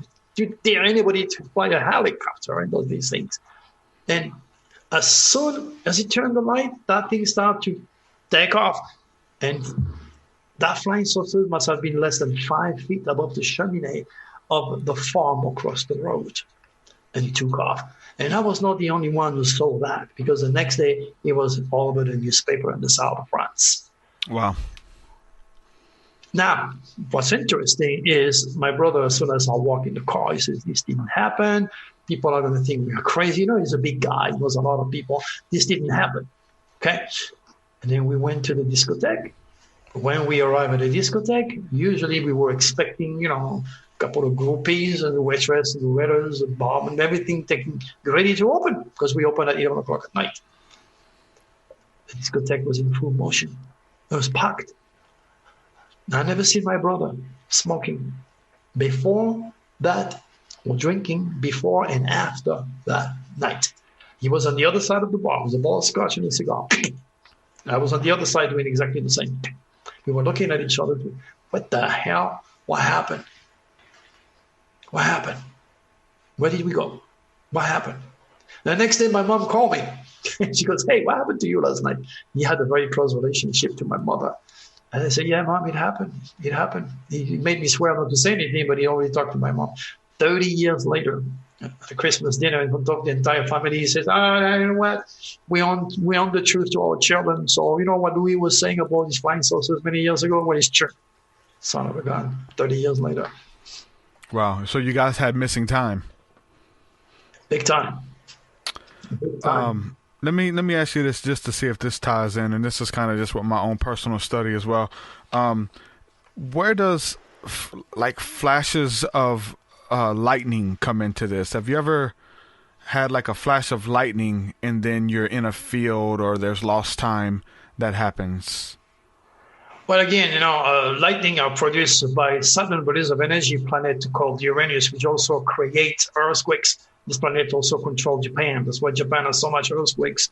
But there is many ways for either the reptilians or the draconis to get to you.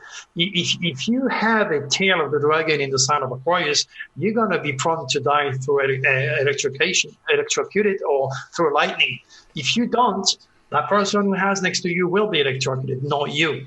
But this is natural, physical, explainable happening if you have the background, if you have the understanding of what energy is all about. Okay. However, there are instances where those lightning are created either to blind you so you don't see what's going on, okay, or they are specifically designed to shock you, to prepare you for God knows what is ahead of you. The reptilians and the draconis have incredible powers. And again, as I said earlier, luckily for us, the draconis are much more advanced. They don't have to come on this dense physical world. They do it everything psychically. So I wouldn't be surprised if most of this lightning are produced by the draconis, not the reptilians, maybe to protect you. Maybe they are firing at one of the reptilian ship and trying to destroy them. There is Draco is telling me all sorts of interesting things. As I'm talking to you, I'm channeling him too. So he's telling me it could be something that's happening up there. And then that's the legacy. The lightning is just a light, which was supposed to be directed at someone else or something else, not you. Yeah. Yeah. What about any info on clouds, like heavy fog, dense fog, and cloud coverage to block UFOs traveling in that area? Have you heard about that at all? I can very much relate to this one because on August 11, 1991, I was driving through one of these clouds, and I blamed the marine layer. I was in California. I blamed the marine layer. The next thing I know, I was inside a flying saucer. Let me tell you how it works. What happened on that day? Am I allowed to do that? Yes. You allow me? Yeah, we got time. Yes. During those days, I was married to Brigitte. She's now divorced me because of everything that took place. And she was gorgeous. She was a model. And on that Sunday, she decided, I think it was a Sunday, I'm not sure. Must have been. I know it was August 11, 1991, so I have to trace the date. But she had a meeting for a beauty pageant in Anaheim, California. Okay. And I told her, well, if you want to do that, you better have your beauty sleep. So we went to bed early that night. And again, in the middle of the night, in 10 years of marriage, I've never seen my wife like this. She was in a fetus position on the floor. She was crying. She was upset. She was trembling. I thought, oh my gosh, I'm going to call 911. What's wrong with her? She was crying. She said, you need to look under the bed. You need to look under the cupboard. You need to look in the basement. She made me look everywhere in the house. I said, what's wrong with you? She said, I don't know. Something's wrong. So women are much more intuitive than men, so to speak. So she felt at the subconscious level of what was going to happen to her the next day. And believe me, it was big what happened to her the next day, especially to her. So next morning, I said, well, you look like hell, so we're not going to go there. She said, no, let's go. Grandma lives in the area, so we can go there. So she didn't want to stay in the house. That's why she wanted to go, basically. She didn't want to stay in the house. In fact, she never get back in this house. So we actually took off from north of San Diego.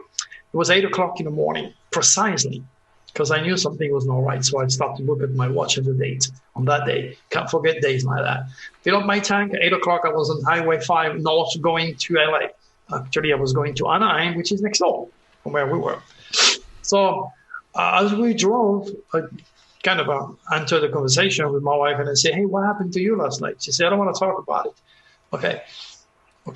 Turn the radio on and then keep driving. And then that's where I enter this cloud that you just mentioned.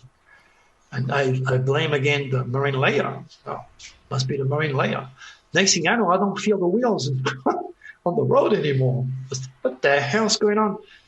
And then all of a sudden, I feel everything, but at this time, I am at 30 miles per hour in the middle of the highway on those bumps.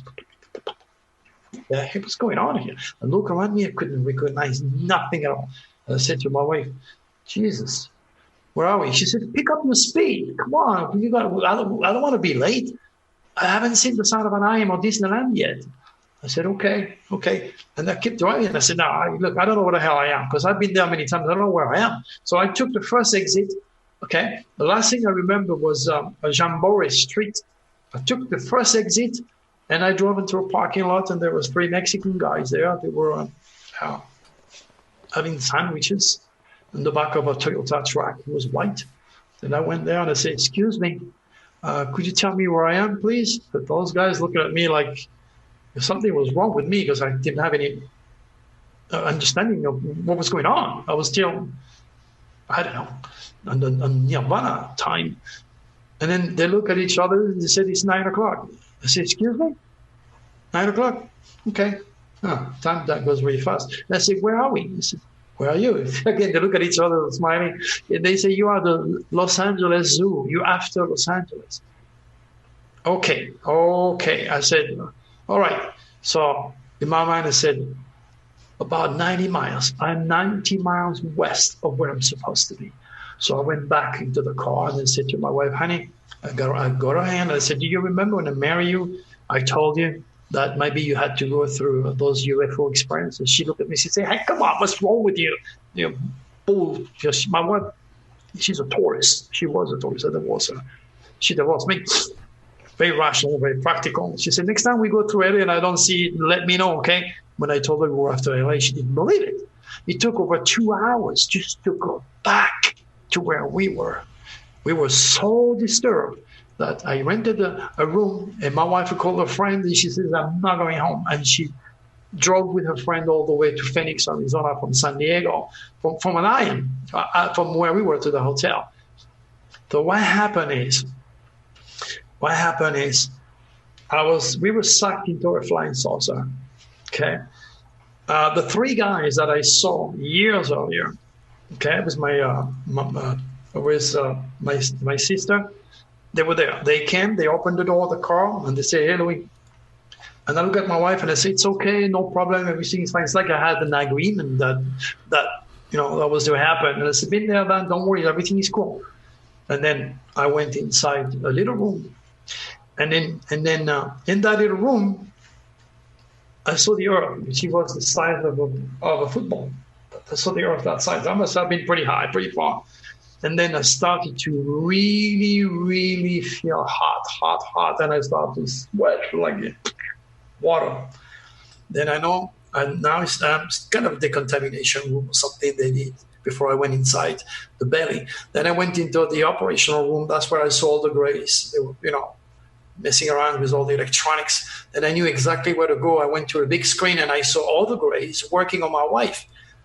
She was laying down on a kind of a glass table, and they were doing some work on her. What they were doing is taking the features out of her. And then the proof of that is afterwards, she was pointing out, she said, what is this? What is this? Just above the airline, she had like 2.5, 3 inches cut right here. It wasn't there before. So that's the proof. So when they were doing this, I didn't know exactly what they were doing. I knew I had to go to another room. So I went to another room and I sat in kind of a chair, and something came from the ceiling all the way down to my head, all the way up here. And then I felt like electricity, concrete, glass, cement, I don't know. I had kind of a downloading taking place. And then I was at 35 miles per hour on those back. Then my wife took off, so I found out somebody could help me. And this guy was a UFO researcher. He says, look, I have 2 top hypnotherapists in Victorville in California. They want to see you.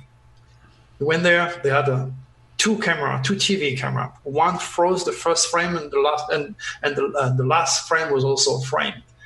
I didn't move anything at all. The only thing you see is me pouring water when I said I was inside of the decontamination room.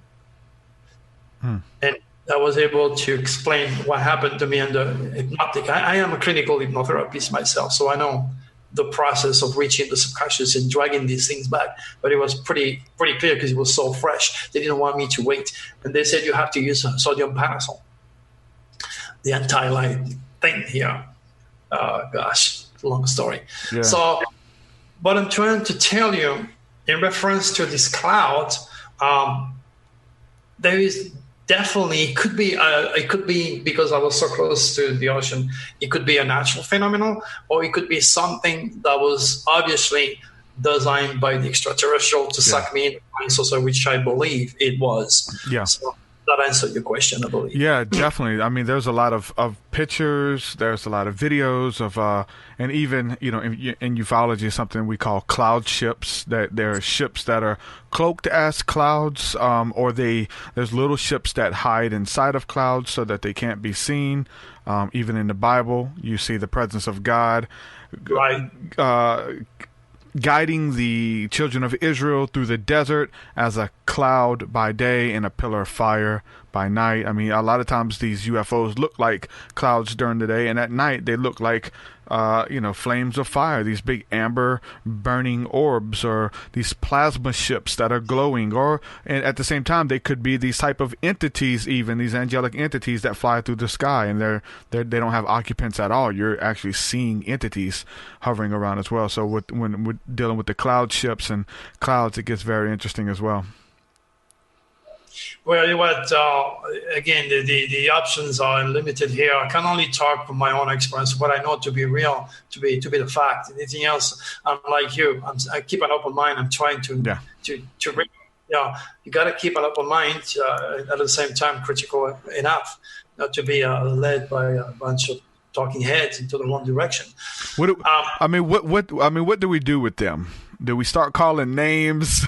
What do we do? Because there's a bunch of them, No, you just you need to understand that they have established their names. They have a very large following audience. But you know what? There is one specifically that I mentioned on Coast to Coast. His name is David Icke. You heard of David Icke? Yes. Yeah.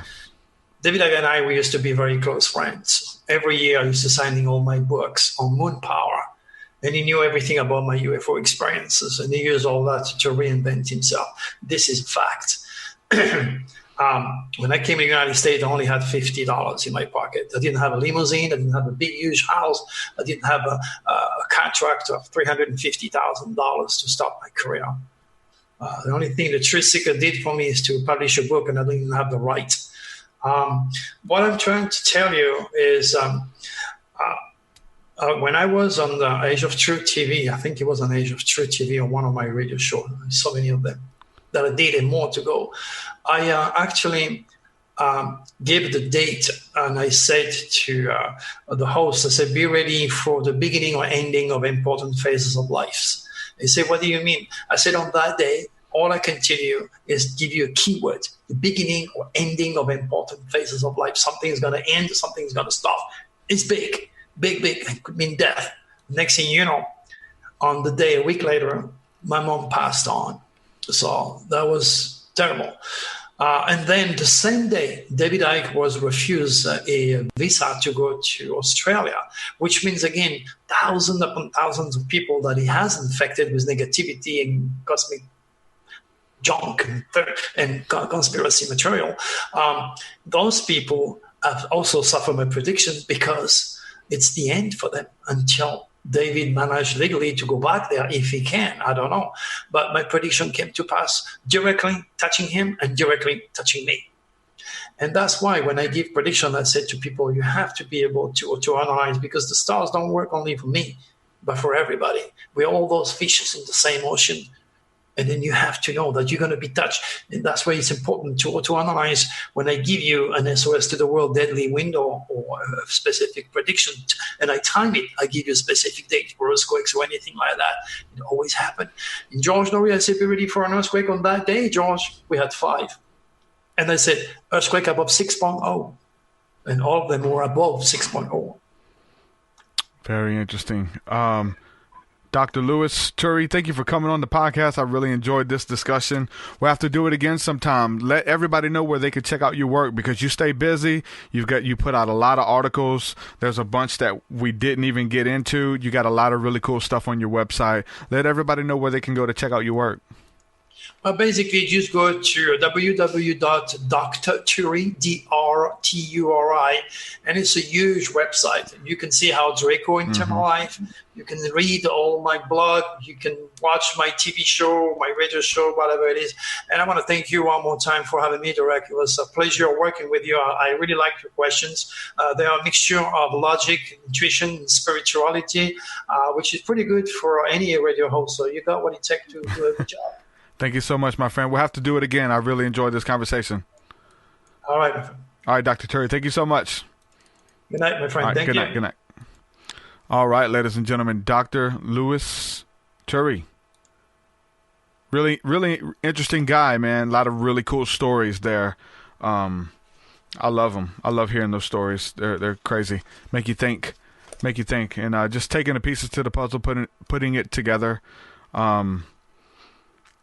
I love him, man.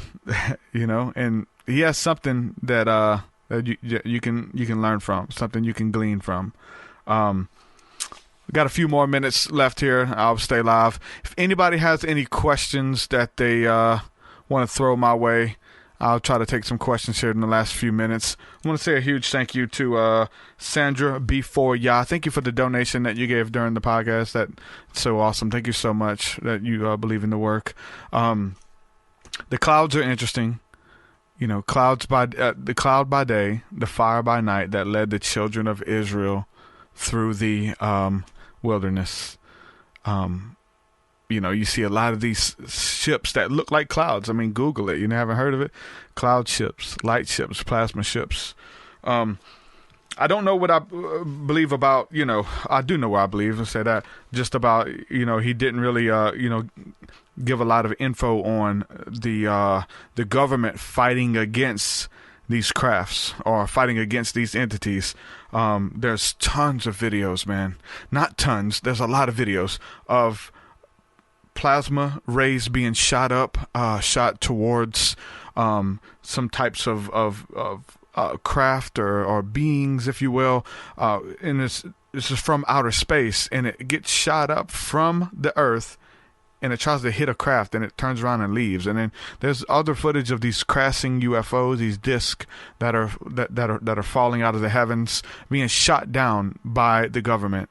So when when there's a lack of sightings, I believe that they can't appear for too long, or they're going to get shot out of the air. And I've been talking about this, like, what's the karma on that? If you summon a UFO, if you get one to show up for you and you end up being the cause of it getting shot out of the air, like, wouldn't that be bad karma? Kenny says, Truth Seeker, when are you going to address the flat earth? Man, like I said, dude, I'm not a real big flat earth proponent. I will tell you that there is someone in the chat now, the Hori Sheet Show. That's his specialization. He loves going in on that. You may be a better guest on his show, bro, to go in on the flat earth, because I don't want to marginalize my fan base, bro. Like I said on the interview with Santos Bonacci, like, I think I had one of the best on when it comes to flat earth. So I think I did my flat earth work. I reference it sometimes. There's some very interesting stuff that correlates. Obviously, that's why it's a thing, right? People who think, people who are asking the bigger questions, but it's also, scoffed at by a lot of people who won't even give it the time of day. That's not my calling. You know what I'm saying? But maybe we'll talk about it. Who knows? I don't. So let me through the comments here, see if anybody's let's see. Chubbs, he just joined the Flat Earth Society. I'm watching on Twitch. Shout out to my Twitch viewers. What's up? I don't know how many people's watching me on Twitch right now. But yeah, shout out to Chubbs watching on Twitch. So here's something that Triple M says, and I believe this. That's why I asked him, Triple. Triple M says, bro, what if the chemtrails is to hide the invasion? Woo. I don't think it's an invasion, but I do think that the chemtrails, there'll be a beautiful day, man. No clouds in the sky whatsoever. You'll see 2 or 3 jets go back and forth, leave 4 or 5 lines. Within 30 minutes, the whole sky is covered with a film of cloud that's a fake vapor, chemtrail, contrail, whatever you want to call it. But it's a thing. Like, look it up. It's called cloud seeding. They go and fly into clouds, and I don't know what they sprinkle in it, but look it up. Cloud seeding to make it rain. They put stuff in the clouds to make it rain. It's crazy. I believe it. But then you find what's in that stuff, and we get into a lot of conspiracy theories with this, but there's barium, there's heavy metals, there's, they use it for GPS tracking with satellites, and almost like putting like this film of heavy metals on the ground for tracking. You can go up to your water department and actually get a report on what's in the water, and there's barium in the water, which comes from these chemtrails, or comes out of jet fuel as well. It's really crazy stuff. A lot of conspiracy stuff. I started there. I don't want to end there, but there's a lot of truth to some of these conspiracy theories, man. So let me just read through here. Read through these questions. Y'all let me know if you have any questions before I get off of here. Again, we're talking about these UFOs being shot down and things. Space Force. I mean, why? Like, that's a thing. It's not a theory. I know it sounds silly. It looks silly, but that is now a branch of the government that Trump created. Space Force. Like you ever seen Star Wars? Yeah, that's why they put it in the movies. Because it's real. They just give you a little bit at a time. Like our technology is, they say 50 years, probably way more, but 50 years behind what we see in the movies. Top of Top says Organite stops the trails. I've heard of that. Organite's a very powerful stone or crystal. Garner says cloud seeding was used in Vietnam. They've been seeding clouds since the Korean War. Yeah. Yep. Very interesting stuff. Cloud seeding. They've done all kind of stuff. They put, like, the government's done experiments, like they put LSD in the water system, in the water supply, to see how the people react, and they've put all kind of like chemicals in the chemtrails, and they've sprayed it over cities and all kinds of crazy stuff just to do experiments on the people. That is insane. These people are demonic. You talking about they talking about demons are in outer space abducting people? No, demons are down here dealing with mankind. So, Christian says, what about the satellites in space being laser cannons? That's a lot of thing. I think last time Kenny was over here, we talked about that. You know, there's all those pictures of these explosions, and they're just pinpointed. And so a lot of people believe that these satellites with lasers and these cannons are being used to start forest fires and things like that as well. So Kenny says, amen. The demons are among us. Yes, they are. So again, thank you guys for hanging out with me. I did a really good interview with brother Brian on his page. I just linked it in my it's on my Facebook page. So if you guys want to check that out, that was a good interview. So I got to talk a lot about my faith in Christ and stuff like that on there. So it was a really good, interesting episode. Shout out to everybody holding us down in the chat. Shout out to John McMahon. Shout out to you, brother, going in on my Manly P. Hall quote. I've done my research on Manly P. Hall. I've actually dedicated a lot of my life work to what he's done. He's been a huge influence on my life in his pursuit of the truth and indulging the truth and spreading it out even at the cost of his own life. So Manly P. Hall was a great teacher, and I really appreciate the work that he brought to the table.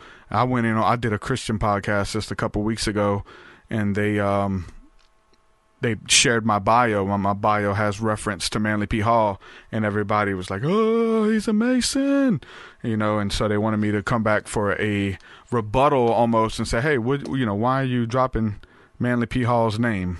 And so I kind of went into some detail on why I appreciate the work of Manly P. Hall and what he's brought to the table, and showed you some things in Freemasonry that I think we all could learn from. Some of the ways that they conduct themselves in business, with each other's wives and spouses, and having respect for people. There's a lot of Freemasons that are presidents and our leaders and our pastors and our teachers, and you wouldn't even know it. It's a man of God, but the moment you find out they're a Mason, they lose all credibility with you. Do your homework, man. Do your homework. So shout out to everybody hanging out with us in chat. I really enjoyed this. Let's see what else we got here in the chat. Christian also says, demons are called viruses, aliens, parasites, etc. Is that true? Yeah, man, some people believe it, unless that's the symptoms of those demons. I mean, it just depends. If you get down on the microscopic level, there's these dragons fighting each other on your skin, in your immune system. We've talked about this. It gets violent. This type of spiritual warfare that's going on the microscopic level. Parasites. The ancients believed that they were demons. I believe that Jesus believed that they were demons. They were spirits of infirmity. And when you got those parasites, when you cut open a pig in the Old Testament and you didn't wash your hands, you were ceremonial unclean. So you know what I'm saying? There's a whole bunch of stuff. So, you know what I'm saying? So it gets pretty deep, but it's intricate. And I think studying, we've talked about this a lot on here actually, but studying microscopic organisms and how they fight and do battle and do war in the unseen realms. Actually, they can be seen if you have a microscope, which a microscope would be a trained eye to see this battle, to see this spiritual war. It very much so likens to spiritual warfare in the heavenly realms around us and on us, and these entities who are feeding off of our auric field and all of these beings and stuff. A lot of it goes back to what Dr. Turi was talking about, right? These entities that are doing warfare in the spiritual realms and in the heavenlies. Scriptures say that we wrestle not with flesh and blood, but with powers and principalities in the heavenly realms. These different parasites, spiritually, and they influence people, and they need hosts to live. If they're not feeding off of your energy, they don't exist. Why do you think we go into the scriptures and it talks about to get rid of some of these demons, you have to fast to get rid of them. You have to cut them off from their food supply. In the gut, whatever you're doing, if you're giving these demons legal ground to be there. In the spirit, if you're entertaining the same conversations, the same types of toxic people who are infested with these types of entities, and you need to cut yourself off from these people. You need to cut yourself off from the conversation, cut yourself off from the pornography, the alcohol, whatever it is that's killing you. You have to, there's times of fasting that's for a reason. I mean, we're coming upon the time of the Feast of Passover, right? And it's so beautiful, too, to observe Passover. I'm putting this out there now. I want to observe Passover with the community here on the podcast and everybody who's a part of our Discord and Patreon community. I'm going to send out an email, but it's really beautiful because it's like a week long of searching your life because the children of Israel were commanded to get all of the leaven out of their homes. Get all the leaven out, right? So they would search their homes and get all of the leaven out. And so it's observed today, and they still do that. Like traditionally, okay, going through all the products on the counter, like all the products in the food pantry, and then in the toothpaste. Some toothpaste has leaven in it. Like getting all the leaven out physically as you're keeping that feast, but spiritually, because the scripture refers to leaven as sin, and just like you would search your own home to get all the leaven out, searching your life, searching your heart to get all of the leaven out, to get all of the things out that's killing you. The scripture refers to leaven as sin, and it says a little leaven leaveneth the whole lump. If you put just a little bit of it in the bread, the whole thing is going to explode, and it's going to turn into a big loaf of bread, right? When you're making bread. So putting it into that lump and mixing in, so getting all the sin out. So it's a time of fasting. And so as a community and as a people, I want to do that together. So if you guys are interested,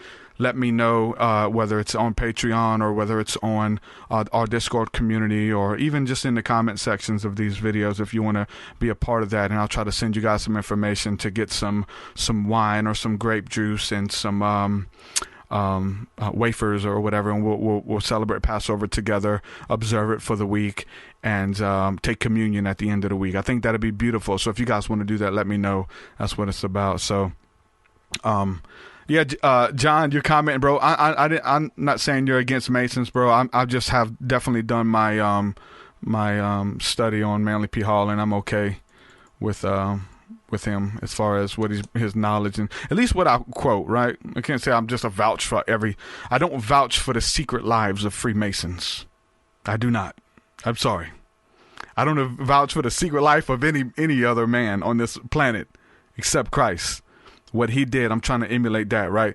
So, here's the whole thing of like, we can't share what Manly P. Hall said, and I went back and forth with you on the comment just for a second, because you said, Manly P. Hall, you said he was Satan. You said a lot of bad things about Manly P. Hall that I don't think are true.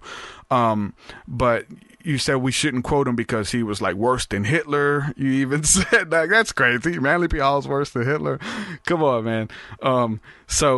And then I commented back and I said, yeah, there's a lot of people who say, like, warn people who, when they share a post, if someone shares my stuff. So I have a lot of my Christian friends, if there's an episode that they enjoyed, or a quote that I said, or one of my lyrics, or even a picture of my family, right? My family, whatever. If they share that, they'll have people in their comment section, and they'll actually get inboxed and say, hey, I see you shared something for Truth Seeker.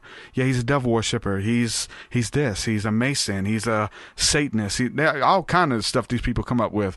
So I'm just saying, like, people inbox those when they see them share my work, right? I have to put up with that. I come from a religious background. It comes with the territory.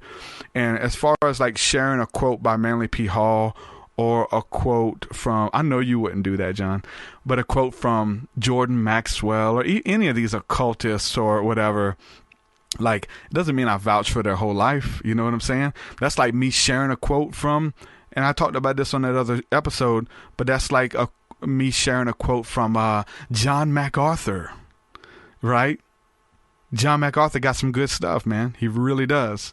But John MacArthur has some leaven, some things that are anti-Bible in his stuff. And I think we all do. At the end of the day, I think we all do, right? So let us agree with the things that we can agree on. And I know we got factions and sects and, followings and churches and schisms and all that kind of stuff. So we can't. I get it. We've pulled ourselves out of the mix. We exist at the bottom of the list. We don't care. We'll let y'all have that. So we just coexist with everyone. We believe Christ is supreme. We believe Christ is beautiful, that all beings bow down. All these beings, even like today in this episode, we're talking about the Arcturians, we're talking about the reptilians, the Draconians, all these aliens, the gray. Man, they all must bow to King Jesus, man, at the end of the day. But I'm willing to have that conversation. And I'm not going to, like, if that's the case, we can't quote anybody.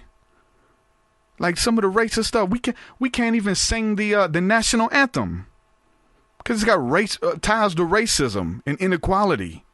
We can't quote the Bible because it's talking about slavery, how to beat your slave, how to treat your slave. If y'all don't get out of my face with this stuff, man, I'm telling you, man, you got to move past the isms and schisms, man. It's about love. Christ died for love, man. For God so loved the world that he gave his only begotten son. At the end of the day, you could do all of it. You can dot the I's and cross the T's, but if you ain't walking in love, I don't give a damn. I don't care what you're talking. You take your spirituality, you take your religion, you take your dogma, you take your Masonry, you take your Hinduism, you take your Islam, you take your Christianity and your Bible and get it out my face. I don't want to hear it. Ain't nobody got time for that. That's our gospel. Love is the key, man. Love is the answer. And I think all of us have a piece of it. And I think Christ is the walking embodiment of that love made manifest, man. He's so beautiful. And I like weaseling my way into some of these circles just to tell you guys at the end of the podcast that Jesus loves you. And he is the way, the truth, and the life. And if you are looking to come to the Father, looking to come to God, give it a try. Tried everything else. Why not try him? You won't have to try anything else again. I'm telling you, he's beautiful. He's so good. With that, I'm going to say peace and shalom. I love you guys. And that's what it's about. Let us reason. Come together, let us reason. You know what I'm saying? So may the peace of God bless you and keep you in everything that you do. Know who you are in Christ. Know who God has called you to be, who God has created you to be. Walk in that. That's your identity. Nobody can take that from you. Nobody. Love, love, love. With that being said, again, peace and shalom. Y'all get at me, Truth Seeker Podcast, patreon.com/TruthSeeker. Get in on everything that I'm doing there and support the furtherance of the work I'm doing. In Jesus' name. See you guys later. Peace, peace. Where's that daggum outro? Your way so much higher than mine. So much higher than mine. So much deeper than mine. So much deeper than mine. Well, that does it for this episode, folks. To hear more episodes of the Truth Seeker Podcast, head over to truthseeker.com. And if you're wanting to support the show and get rewards, go to our Patreon page at patreon.com/truthseeker.